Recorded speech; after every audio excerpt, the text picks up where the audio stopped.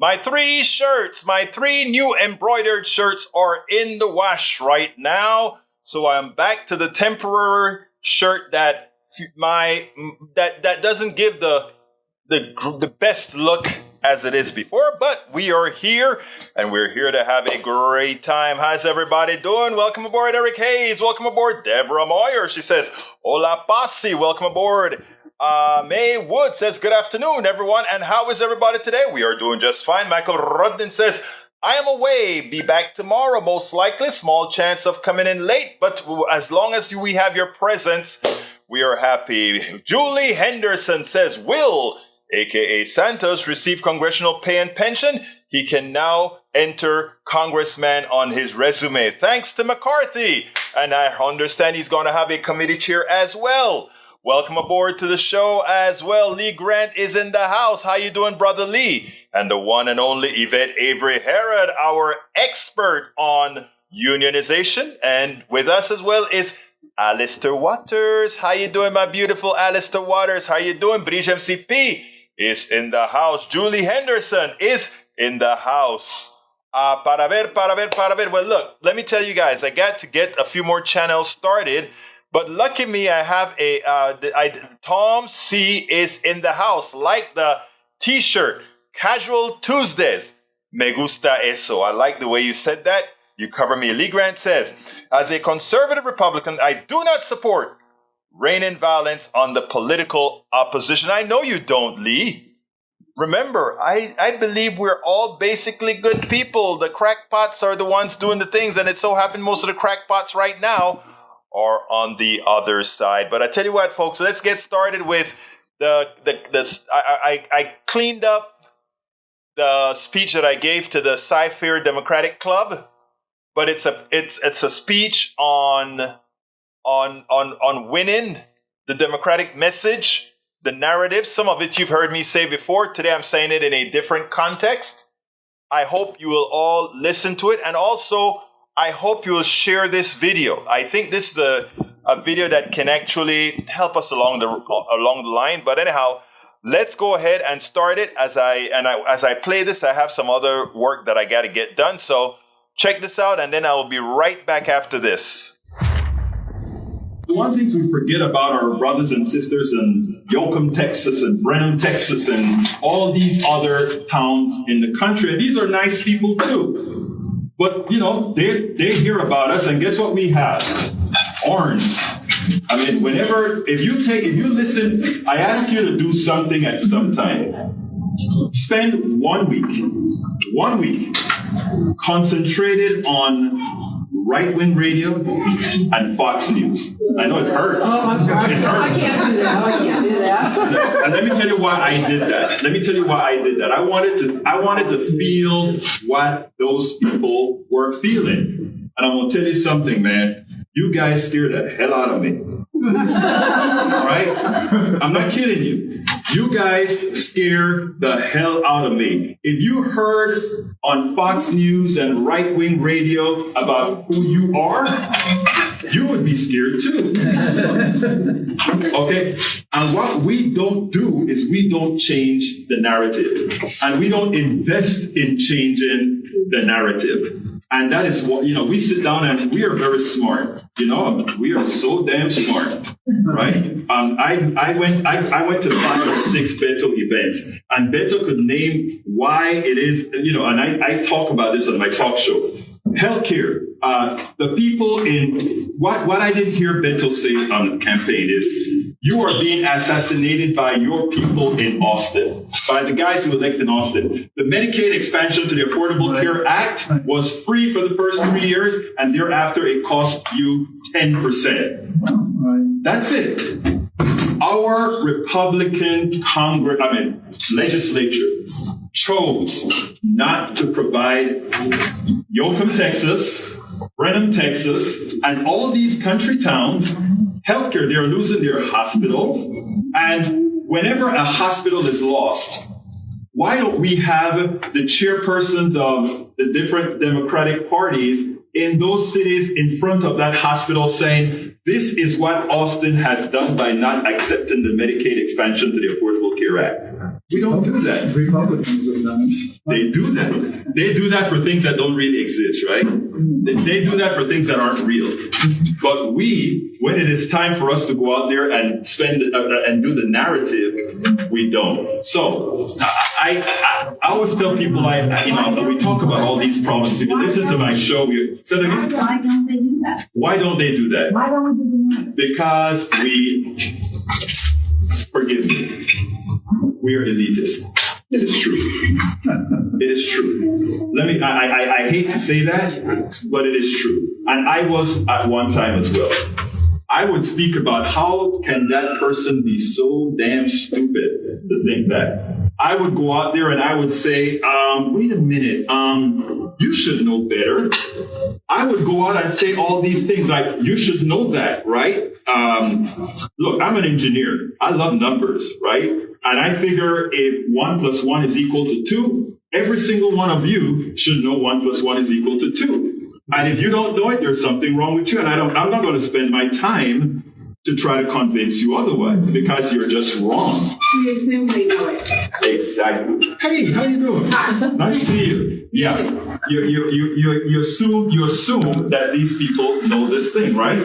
So my thing is, I'm going to do a plug here for something that I wrote called How to Talk to Your Right-Wing Relatives, Friends, and Neighbors, right? And really, the idea being that first you have to humble yourself to not, when they say something that you think is crazy.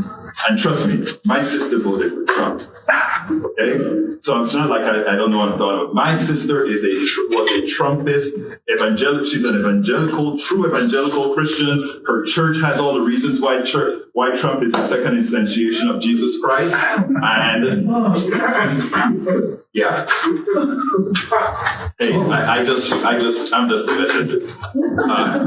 And so that is what they believe, right? So how do we approach that? How do we talk to these people to make them start talking? It can't be one person doing it. It can't be two people doing it. It has to be a concerted effort done from all of us, right? And all of us have to be humbled. All of us have to decide, you know what? I'm not going to call my neighbor, which I'm surrounded by them. How could you do that? I want to listen to them and hear exactly why they're doing that. And I have a story that I tell in one of my books here, and this is an important one. I live in Kingwood, Texas. I do all my writing, blogging, and everything inside of Starbucks pre-COVID. And this woman comes into the store or to the coffee shop, and she says, "I see you in here every day." And I'm like, "Yeah." And she's like, "What do you do?" So I'm like, "Oh, I'm a blogger." And she says, "Okay, what is that?" So we go ahead and we talk about that. Then she says, I don't remember how the conversation changed, but we got into talking about healthcare, and she was having issues with her insurance company. Mine, this is Kingwood, red, Republican, everything. I mean, when my car is parked outside, all my Republican brothers and sisters come out there because they want to have that conversation, and we kind of go at it. Anyhow, she comes in and we started talking about healthcare. And she started to say, I wish this about my healthcare. And we went step by step. And all I was doing was listening and asking her questions. In other words, how would you solve, if you like that, how would you solve that? You don't want to have to get a what you call that when you go to the doctor and pre-authorization. You don't want that. You don't want that. And and those damn co-pays, they get you because they send you from one doctor to the next thing. And those co-pays add up. So what would you don't want co-pays like that? No, we should get rid of, and we're doing everything, right? And when she was done describing the healthcare system that she wanted, she was describing what again? This is a Republican. What was she describing, folks? Obamacare. No, it's better than Obamacare. Medicare for all, healthcare for all. In other words, she would like if she didn't have to pay premiums. She would like if she didn't have to do all these things, but she liked it. I'm feeling guilty now because I know this woman think I'm this black Republican in Kingwood, given that I'm there all the time. And just white woman comes and she's like, "Hey, this is what we're having this great conversation." And then I feel guilty now. So I said, "Ma'am, I I just want to let you know, I'm one of them left-wing, progressive, liberal kind of guys. And she stopped. And she said, but you're so nice. Where are your horns to the front? We got horns, right? We got horns, man. You know? So she's like, you're so nice. And then I'm like, man, you know, there's a group here in Kingwood called Liberal Ladies Lunch. You should go and have lunch with them sometime, you know? And then she you know, I thought, like I said, I was feeling guilty because I figured she thought I was this conservative dude just writing stuff. And anybody who read my stuff know that I'm like way on that side, right? So she comes in and I thought the conversation was going to end. I honestly thought. But you know what it turned out to be? She wanted more, she wanted more, she wanted more. And she kept on talking because finally she came up with the message. She came up with the idea of what she wanted to see in healthcare. And it turned out to be what we have been preaching about all of the times. And what I'm saying is there's this abstraction that the way they look at things that we have to get over. And that's why I said if they feel, and the other thing that they feel is that nobody listens to them. We know that's not true, but if that's what you want to believe, that's fine. Once you earn that degree of trust, where they don't think you look at them as some sort of a oddball, idiot, a fool, or whatever, that you actually have a human relationship with them. Suddenly, I have another quick one I want to add here. This one is another one. I was in the gym. This is all pre-COVID back then. I'm in the gym. And I'm working out in my gym, all red. And in fact, it was a thing. There was a point in this gym when I walked in, some of those guys were, hey, there goes the pinko, the pinko, so, you know, there's all kind of stuff. You know, all the TVs are on Fox News, right? You know it, right? Yeah, exactly. So anyway, this one time I went into the gym and I'm pulling down and lifting weights. And this guy hit me real hard in the back slap. Hey, dude, you're going to like what I'm going to tell you. I'm like, okay. What is that? He said, you're going to like who I'm voting for.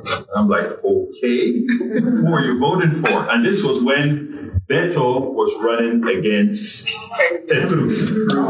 All right? So he said, I am voting the entire Democratic slate. This is a right-wing red Republican. So I looked at him in shock. And before I got a chance to say anything, he said, but I'm no damn Democrat. That's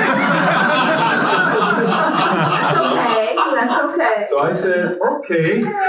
So I mean, one of the things that I use all of the time is I tell folks, look, I'm not trying. Look, our party a lot of times is culture, right? Texas used to be a Democratic state. Then it was made to believe that Democrats had an issue. Democrats became a bit too ethnic to some. And when that occurred, it gave the freedom to many to migrate. Fine. So what I tell folks all the time is, look, when you go into the booth, when you go into the voting booth, remember one thing. Your vote is between you, the machine, and God. You can vote whatever you want and come out and tell all your friends, I voted for Trump. But vote the right way. What are you trying to do?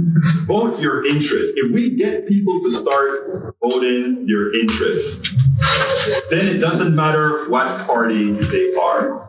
It doesn't matter what you want to call yourself.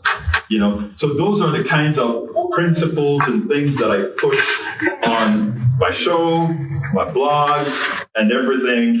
And I think one of the other things that I like to ask people to do is, guess what all of you guys are? Bloggers. Every single one of you that, yeah, read it. You went like, no. No, let me tell you what I mean by that, okay? Who reads the Houston Chronicle every day? Who reads newspapers online? who read anything online. All right? Let me tell you what the difference between a lot of times ourselves and others. How many people read a story and says, that is crazy, or why did they say that? How many people see that and go, you right? Let me show you how you're a blogger now. Everybody gets information over the internet now. Okay? That's how they get it. They read comments, they do all these things. If more of us, when people put crazy, you know what, on paper, in comments or whatever, we engage civilly, not with dirty words or obscenities or whatever. Every time I respond to comments, it doesn't matter what they call me, but you guys can imagine the kinds of things that I get called. Okay? It doesn't matter what they call me. I'm always one way, friendly, respectful, with a smile. Why? Because it doesn't matter. It doesn't matter who folks are. Eventually, it works. And eventually people, even the ones that called you, whatever the things are that they called you, are going to gravitate towards you. And many times you'd even get emails that said, oh, damn, I'm sorry. And talk about changing minds. So again, everybody here's a blogger. Whenever you read stuff, comment. Let yourself be heard. I even blog in the grocery store. If I hear somebody saying something silly, I'll say, hey, how you doing? And by the way, I don't think that is exactly that way. And whatever. Oh, you have a nice day. You're a blogger. You're a verbal blogger. You know, you never we make too much go unanswered. We should kindly, with respect, civilly, with a smile, answer absolutely everything that needs to be answered. And you know what? We'll start changing minds. And with that, I think estoy terminado. I'm done. Any questions that anyone wants to ask? That's a very sane perspective. I hope so. Thank you. Absolutely. Yeah. So you have a book Yes. to talk about how to talk to your Republican frenemies? My frenemies? Actually, that's exactly, you listen. Actually, I say talk, right? But believe it or not, when I'm in, like I said, I'm in a red Starbucks, right? I would do probably 80% to 90% of listening to see what makes them tick. And then most of the other things that I'm doing is asking them questions. And it's fascinating that the questions that they reply to you with the things that they come up with. And even things as simple as immigration. I tell you another quick story. Sorry, another quick story. There's a guy in Starbucks that comes in all the time. And he hates immigrants. And he thinks immigrants should go back over the border and all of that, right? And I said, really? I said, I'm an immigrant. I'm from Panama. You know, well, you want me to go over the border? No, but you came here legally. How do you know that? How do you know that? But I work hard and I do everything. Anybody who, let me tell you my policy. I'm not saying this should be Democratic policy or anything. My policy is if you are strong enough to step your foot in America or wherever, I don't want to throw you out because that shows me that you're ingenious. Lady said, don't go. Yeah, that tells me you are an ingenious person, right? Hey, were the Pilgrims ingenious? They came and they said, so anybody who stepped foot in America, but I won't say that politically reasoned. You know, we can't say that. We can't say that. But anyhow, so that's what this guy, I finally explained to him. Then I told him, look, the truth of the matter is immigrants provide much more to the society. And by the way, our social security system would kind of crater if we don't have that, right? And he didn't believe me. So he went ahead and he did some research. And he comes back into Starbucks and he said, hey, Burl, guess what? I want immigration. I'm like, hey?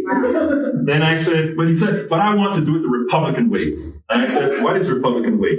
And then he started to explain. And I said, tell you what I'd like you to do. Write a blog for me. And I'll put it under a pseudonym so that your Republican friends don't see it.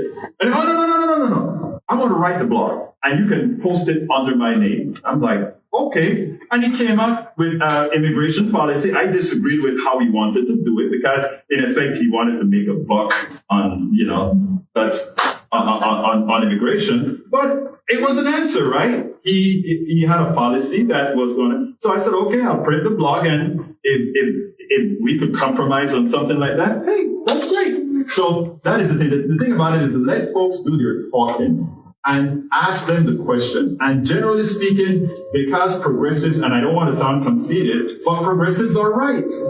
Okay?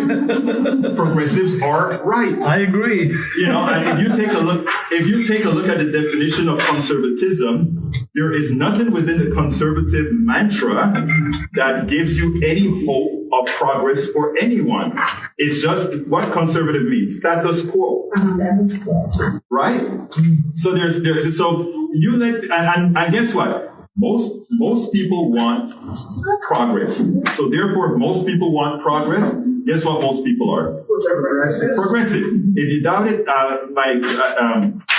Elizabeth Warren, I love Elizabeth Warren. She's one of my idols, right? Elizabeth Warren, I went to Netroots Nation and Elizabeth gave a speech and I recorded that speech because it was like, wow, she hit the nail on the head. She ran through a whole lot of polls and she don't ask anybody if they are progressive, liberal, or anything. She goes through the polls and asks the policies that everybody wants. And progressive policies are supported by at least, and I don't kid here, at least 65% of people support the entire progressive mantra. How can we lose elections? How can we lose elections? Narrative. Narrative. But even with disinformation, narrative, right? You go out there, look, today on my radio show, I told the folks, hey, Austin is killing you. Okay, we have to make it a gut feeling for people. We don't attack people, we attack the politicians. We don't attack, I don't attack any person. In other words, if you're a Republican person or whatever, I don't want you to ever feel like what we're doing is attacking you. What I want to do though is attack the politicians because they're the ones that are actually doing wrong to us all. Not on you, Brother John. Not you. You're a good guy. I'm actually an engineer pretending to be a boss. Well, actually, both of us are mechanical engineers. So, yeah. But yeah, so I mean, so that is where that is where I'm at. Okay, that's it. Any other thing that anyone want to ask? So tell us about Thanksgiving with your sister. You know what's so funny? Let me tell you how this happened. You remember when COVID just started, right? She was anti-mask, anti-vax, and all of that, like every Republican was. And I called her up and I said, hey, I know that you're a Trumpist. I know that you don't believe in the mask and all of that. Do you love your brother, yes or no? Of course. That's a stupid question. How dare you ask that? All right. Then I just want you to do something for me. Wear your damn mask and take the damn vaccine. Okay? I don't care if you want it or not. Just do it for me. And, that's how I worked with my sister. I imagine you'd have to do some other. I have some other friends. There's a friend of mine that refused to take it, and I hounded him for probably the vaccine, that is, and I hounded him for probably 3-4 weeks, and he finally took it. What I try to do is, just work on a personal level. I think things like that you have to work on a personal level. Yes, ma'am. No, I can't convince my kids to get vaccinated. Yeah, are they on the other side of the aisle too? Yeah, I mean it's not easy. That's why I always tell folks to just treat folks with respect. And what I use with some as well is remember, and this one is sort of, I don't know how nice this is. I always say is remember this. If something happens to your kid because you happen to have been wrong, how would you feel? In other words, if something happens, that tends to work with some as well. So they got a tendency to twist everything anyway. yes, yeah, but They all had COVID. yeah, but you know what? We're not going to change 100% of people, right? But the thing about it is, as human beings, we succumb a lot to peer pressure. And if we can peer pressure some people into doing something, sometimes that works. Yes, ma'am. How do you find the inner patience and zen to talk to some of these people. Like, yeah, I just can't sometimes. And everybody does. I mean, if you can't do it, you can't do it. In other words, and you shouldn't feel guilty for not doing it, right? Like I said, progressives, we know one thing. We are at the position that we are right. So we can, and I really am not saying that to be conceited. Like I was talking to Jaime, and I was telling Jaime, numbers are not enough, but we have the numbers. You have to have the numbers are not enough. I can give you all the statistics, right? What cures poverty? I could give you all those numbers. How you get rid of crime? In other words, the party that believes in family values don't take care of families. I could put that in all these different things, numerically speaking. But people don't think like that. People think in stories, right? So, and that's why if you notice, in my book, I have a whole lot of stories. I just tell them stories. This happened, that happened, that happened. And people then take all these stories and put it together in their heads when they're going to make a change. As far as your how I keep my zen, practice. No, really. I get a lot of people on the radio program call me and give me hell because they think that I give folks on the right too much play. In other words, I will really talk to them and engage in them. And my question to those folks is, why should I engage you? You're already there. You should help me engage them. So the thing is, after you convince yourself that, you remember that phrase when you're young, sticks and stones don't break my bones or something like that? I don't remember, something like that, right? The names. Right. So that's why, nothing bothers me. I don't care how they talk to me, tell me stuff or whatever. It kind of just flies over, and I just keep on the particular mission. And again, everybody doesn't have to do that. We just have to have a few who are willing to do that. Because, for example, I don't engage with my family on politics. Like, it's just become a rule with me at all. Engage, but let me tell you something. Let me just tell you something. Family is where you can actually she comes to the show every day, both shows. She types and everything. And she had a bad thing with her sister. She's up in New York. And one Saturday, she found me and she called me and she was crying her heart out about, she went to her sister and she can't believe how MAGA they were and whatever. And I looked at her and I said, don't break. She said, I'm done with them. I'm done with the family. I said, don't break it off, man.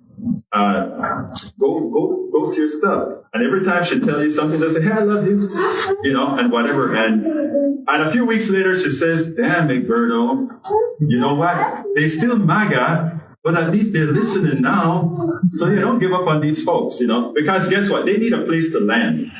All right. People need a place to land. And if they don't have a place to land, they'll stay in oblivion. But if they know that they have a place to land, in other words, anybody who I talk to, they know that if they come and tell me, oh man, I've seen they're not going to say I've seen the light, but they come and they say, oh wow, I think I want to do it. They know that I'm not going to say, well, damn it, I told you so. You were a damn fool before. I'm not. You see what I'm saying? So they know that they have a place to land, and that's one of the things that I always tell people: give people a place to land. And yes, ma'am. I'd like to get your impressions of January 6th and where you think that's going to go. I can tell you where I hope it's going to go. I hope we have the pelotas to go ahead and put the president in jail. I hope look, it's funny, right?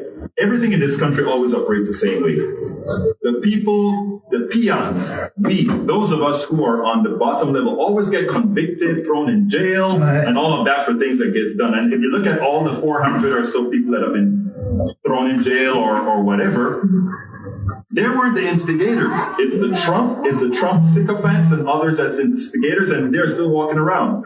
I think if our Justice Department doesn't get Trump and his first line tier, we would have failed. And, I don't really have an answer there, but we would have failed if we don't do that. Because again, those guys were programmed to do what they did. You know, those aren't bad folk that, they were programmed. You feel sorry when you watch some of the interviews with these guys. They were programmed to do, they believe this stuff. Like they believe you have horns. They believe you have horns, man. Yeah. Anything else?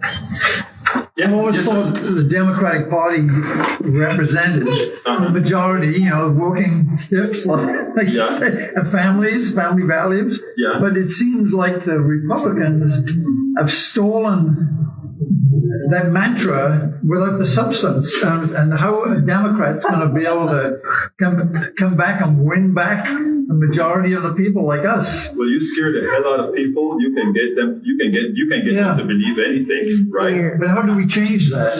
We have to be in front of people. In other words, right now we stay away from those people who are, those on the other side, right? Look, the divide and conquer really works, right? It actually really works. I go to Tea Party events, right? I go to all these things and the reason I go to these things is because I want folks to know, first of all, I'm not scared of them. That's number one.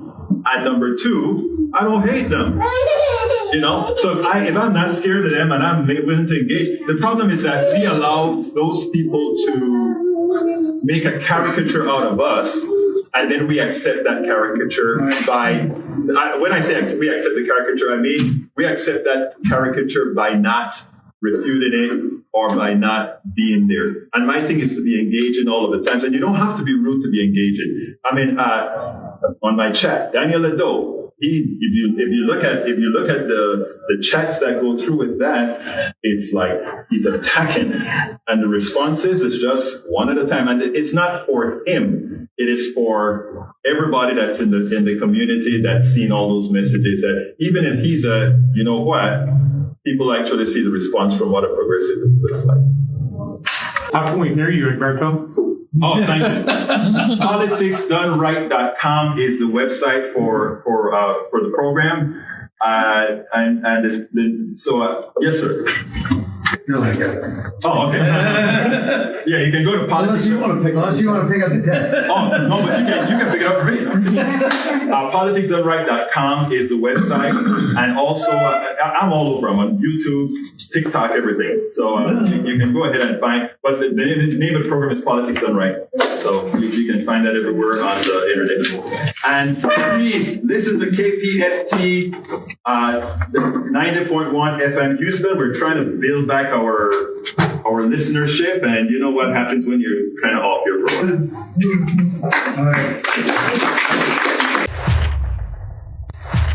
All right, folks, that was my thing. And the last message in the chat says, from my brother Lee Grant, I don't think Egberto's strategy to win over the right really works. Unfortunately for you, sir, it does.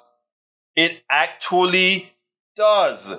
And I have the emails to prove that it does. And the reason it does is because it is honest and very, very honest. So it may not work with you, Brother Grant, because there's a particular sect in this country and that they are immutable. They rather themselves be destroyed than to cop that their ideology is simply wrong. Okay? So as I tell people all of the times, I am not trying to change the minds of 100% of the people on the right. I just want to change the minds of most of the people who already think progressive in nature, but because of cultural and peer pressure and other reasons, they continue to vote against their own interest. I try to give a place to land. I try to give a place to let folks understand that, one, they owe nothing to no one, to anyone. And as such, even if they succumb to peer pressure, when they are in the privacy of their own domain, when they are in the privacy of their own booth, their own voting booth, They can do what's right for their families. They can do what's right for their country. Those who are on the right that continue to do what's wrong is not enough to really destroy the country. So for those of you who will remain thinking, even as the numbers say otherwise, then we're not trying to, then again, it's not for you. And Lee Grant says, I'll do my best interest and you do yours. Right, but there are intersectionalities, Mr. Grant. Let's give an example. You don't want Medicare for all. You want your own private thing. I'm using an assumption that I assume I know. You may think that that is good for you. But in me not being able to have Medicare for all because you want a private system, I am subsidizing you. All those people who are on Medicare Advantage, I am subsidizing them. Okay? Again, you may be voting in your own interest at my detriment. So what I'm saying is let's be cognizant of what the definition of society is. It means at times I may not get what's absolutely best for me, but what's best for society, and then what's best for society in the aggregate would be best for us all, which me is within us all. Again, believe it or not, it's the Christian thing. It's the Muslim thing. It's the Jewish thing. It's the Buddha thing. But we have learned from all the false prophets this individualistic thing that hurts us all. These are not questions that I'm asking. These are statements of fact. Julie Henderson says, my favorite bus driver and neighbors are conservatives. We get along very well. No religious or political talk allowed. I value our friendship too much to ruin it with my opinion. And that's good. But don't restrict, how should I say this? Don't let you restricting your opinion be something that allows them to provide their own. In other words, if it's an opinionated option zone 0, let it be that. Just not let them be in control of the zone. Tom C says, no yoke per CNN Business. Surging egg prices mean record profits for largest U.S. egg producers. Cal-Maine's profit increased 65% to $198 million during 3 months, ending November 26th, a year ago. Of course. Inflation is by definition those with pricing power ability to screw us all. Yes, we had a shortage of eggs. Rather, we had an increase in it. Do you know they throw away a lot of eggs and all these stuff in general? Yeah, they do. They do. Anyhow, let's see what else I got here. Awesome talk. Thank you, Bridge. Love you, girl. I don't know if you noticed, Bridge. There's one little section in there. I made sure to have your name cut. There was one little section in there because you're so touching with your stories, both on air and off air, that it gives me a lot of, you help indirectly a lot of people. You help a lot of people, and many help a lot of people. Okay? Many of you in here, your stories, and like I told them in the beginning of that speech, what works best are stories, and I think that we needed to have all of your stories. And I'm not only talking about the good stories, I'm talking about the good stories, the bad stories, the stories that make no sense. All of that framed correctly does two things. It teaches those on the left the obstacles that they have to overcome, and it helps those on the right, sometimes for those who are willing to put a mirror in front of them, to see that mirror. Anyhow, last night, a criminal got caught. Another gun-touting conservative election denier who shot up the homes of Democrats. Check this out. We'll take it on the other side. If you want to know the effects of Trumpism, the effects of right-wing ideologues, and the effects of denialism of election, well, guess what? This former Republican candidate, that shoot up in Albuquerque, New Mexico, that you heard of the homes of several Democrats, it was performed by a denialist, election denier, by somebody called Pena. Let's read it. Former Republican, this is just released in the Albuquerque Journal. Former Republican candidate arrested in shootings targeting Democratic politicians' homes.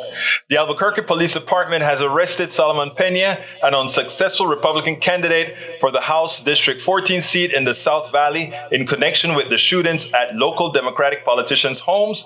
The police chief announced Monday afternoon. Pena, an unsuccessful legislative candidate in the 2022 election, is accused of conspiring with and paying 4 other men to shoot at the homes of 2 county commissioners and 2 state legislatures, Chief Harold Medina said. AFD had been investigating 6 shootings from December 4th through January 5th, where bullets were fired into Democratic elected officials' home or near others' offices. This is real. This is real. Proud Boys and all these other guys they're just talking up, they are honestly just what you think they are. And we have to take this seriously. And it seems like the politicians, the Democratic politicians and the government in Albuquerque, New Mexico, they're taking it seriously. Check this out. We'll take it on the other side. Situation today, I think, obviously points out that these shootings were orchestrated. They were dangerous attacks, not only to these individuals, which is personally the most terrifying for them, but fundamentally also to democracy. That is why this is so terrible.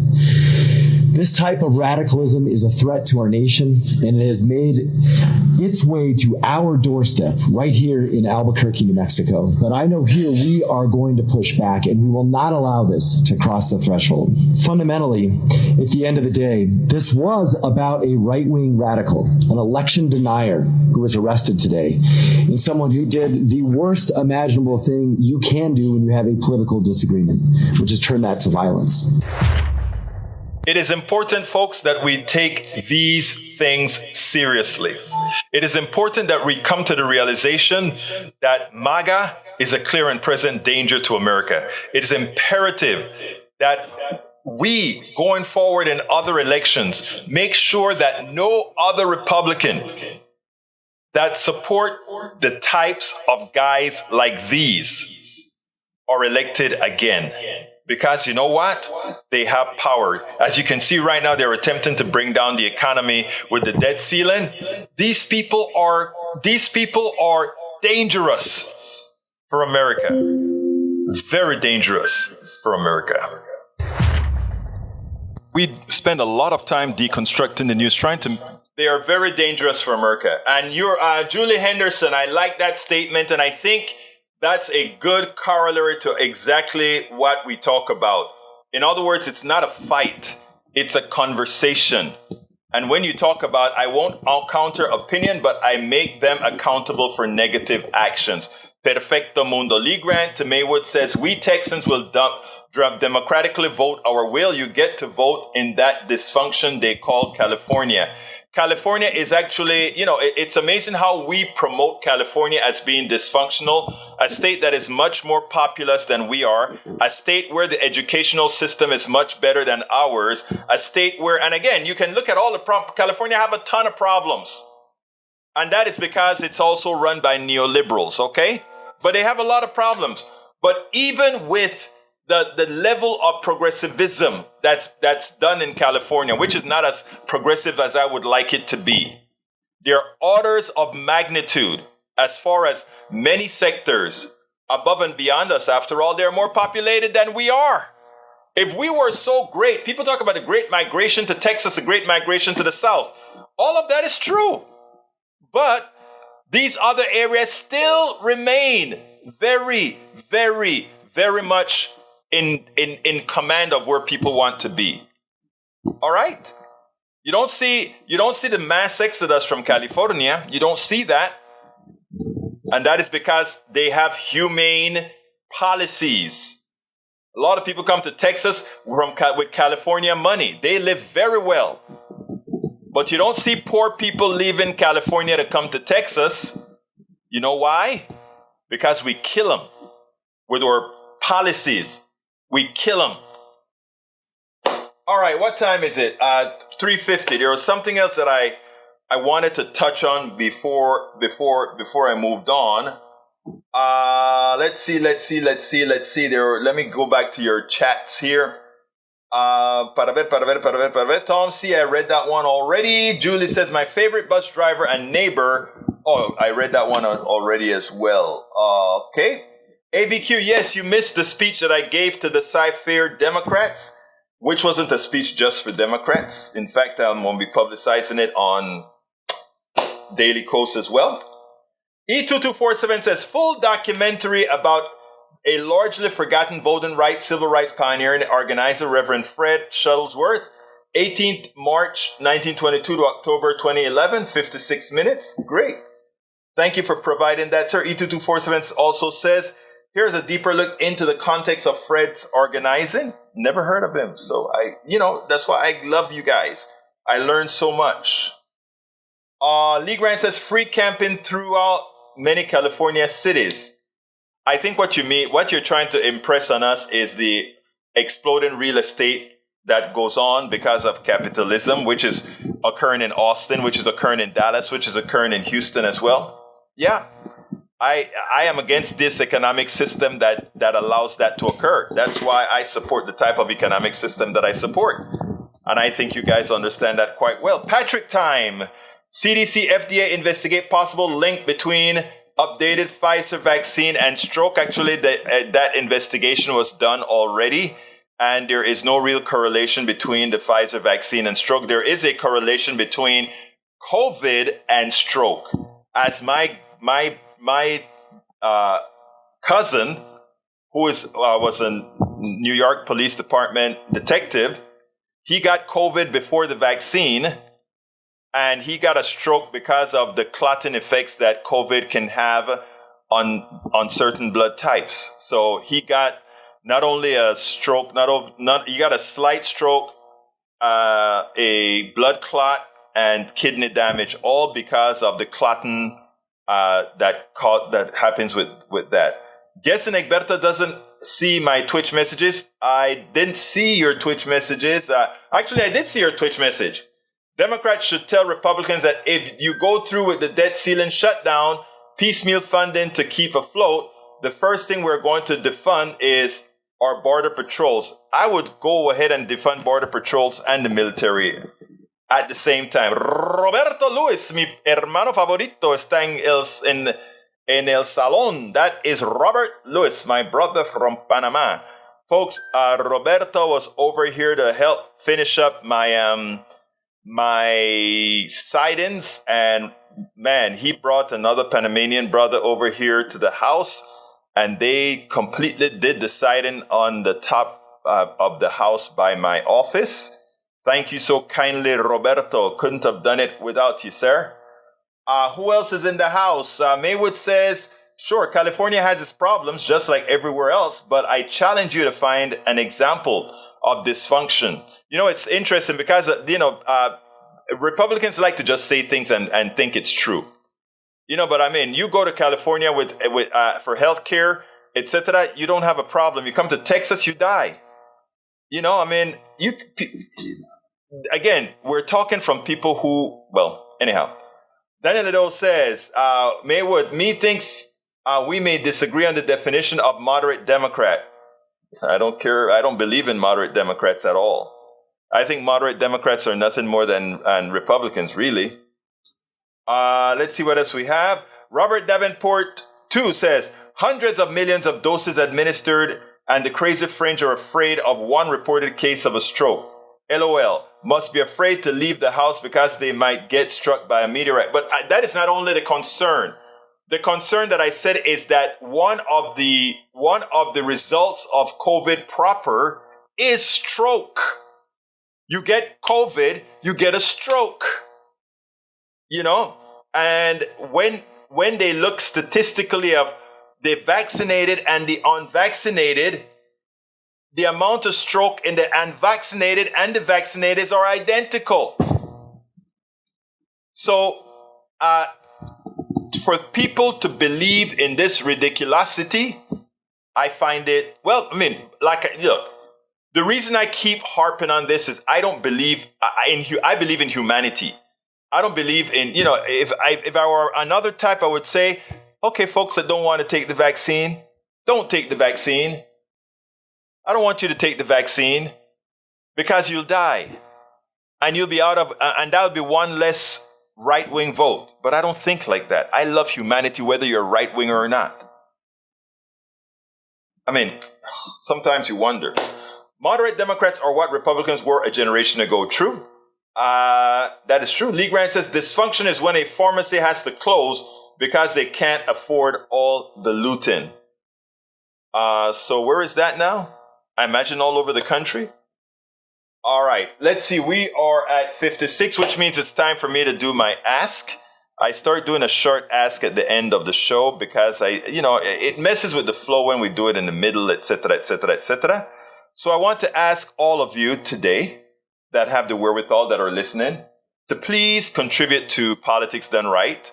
We cannot do it without. If you're on YouTube, just go ahead and hit the join button and become a contributing member to that YouTube channel. Alternatively, if you're not on YouTube but you'd like to be a contributing member on YouTube, you can go to politicsdoneright.com/YouTube, politicsdoneright.com/YouTube. Likewise, you can provide us support on our PayPal account. That PayPal account is at politicsdoneright.com/PayPal, politicsdoneright.com/PayPal. Alternative, you can become a patron. I would love to get 100 patrons in January. That would make my day. Could you consider being a patron at whatever level by going to politicsdoneright.com/Patreon?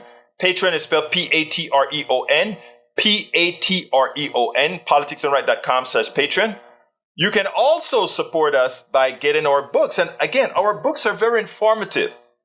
Please consider getting one of the political books or all three, politicsdoneright.com/books. politicsdoneright.com/books. But you know what? You can find all the different ways to support us, whether it's be Zelle, Cash App, YouTube, Patreon, PayPal. All of that I have in one place. You can just go to politicsdoneright.com/support and find a way to support what we do. I promise you, I am personally thank you, Robert Davenport, for that kind contribution.